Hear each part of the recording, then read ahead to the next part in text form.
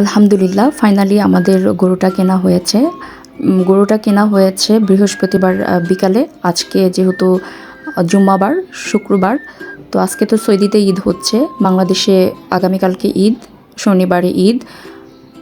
তো গরুটা আনা হয়েছে বৃহস্পতিবারে বিকালে, যেহেতু এনে ওকে পর্যাপ্ত পরিমাণের পানি খাওয়ানো হয়েছে। ও খুদের ভাত রান্না করে ভুসি লবণ মিক্সড করে খাওয়ানো হয়েছে।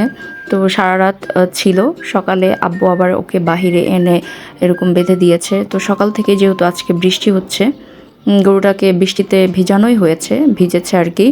তো এখন সকালে আবার খাবার দেওয়া হয়েছে, গরুকে খাওয়ানো হচ্ছে শুকনো খ্যার বা পোয়াল যেটাকে বলে, ওটা খেতে দেওয়া হয়েছিল। ছোট ছোট করে কেটে লবণ পানিতে দিয়ে, না শুকনো করেই খেতে দিয়েছিল আব্বু। যেহেতু বৃষ্টি হয়েছে, আমি উঠে দেখেছি একদম পানিতে ভেসে আছে, ওইটা আর গরু খাই নাই।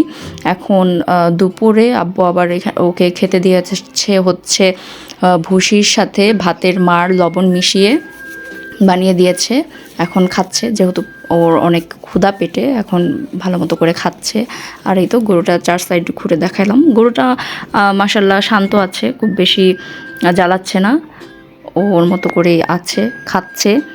তো এখন আবার আব্বু গিয়েছে কাঁচা ঘাস কেনার জন্য। ওকে এতটুকু খাবার দিয়েছে, এতটুকু তো ওর আর পেট ভরবে না, তাই আবার কাঁচা ঘাস আনতে গিয়েছে। ও শুকনো খ্যার বা পোয়ালটাকে খুব ভালো করে খায় নাই, তো কাঁচা ঘাস এনে খাওয়ানো হবে। তো এখন খ্যার খাচ্ছে, আব্বু গিয়েছে কাঁচা ঘাসের ব্যবস্থা করার জন্য।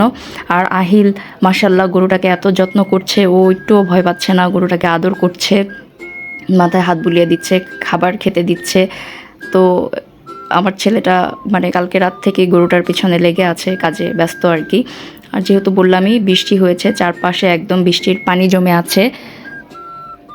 তো ঈদের দিন কি হবে জানি না, যেহেতু এই ইদানিং ওয়েদারটা একটু অন্যরকম, মানে হুটহাট করে বৃষ্টি হচ্ছে, প্রতিদিনই তো প্রায় বৃষ্টি হচ্ছে।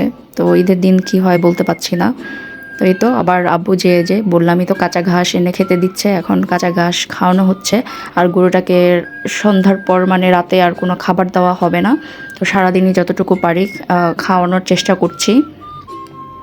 তো এই তো আমি আর নিচে যেয়ে দেখিনি, তো আমি আবার গরুটাকে একটু কাছ থেকে দেখে আসলাম। তো এখন ওকে ঘাস খাওয়ানো হচ্ছে। আগামীকাল যেহেতু ঈদ, পবিত্র ঈদুল আজহা, সবাইকে ঈদুল আজহার শুভেচ্ছা জানাচ্ছি। সব থেকে বড় কথা কি, এই পশুটি সত্যি ভাগ্যবান যে আল্লাহর রাস্তায় আল্লাহর সন্তুষ্টির জন্য এবার এই পশুটিকে কুরবানি দেওয়া হবে। তো আল্লাহ সকল বান্দার কুরবানি কবুল করুক, আমিন।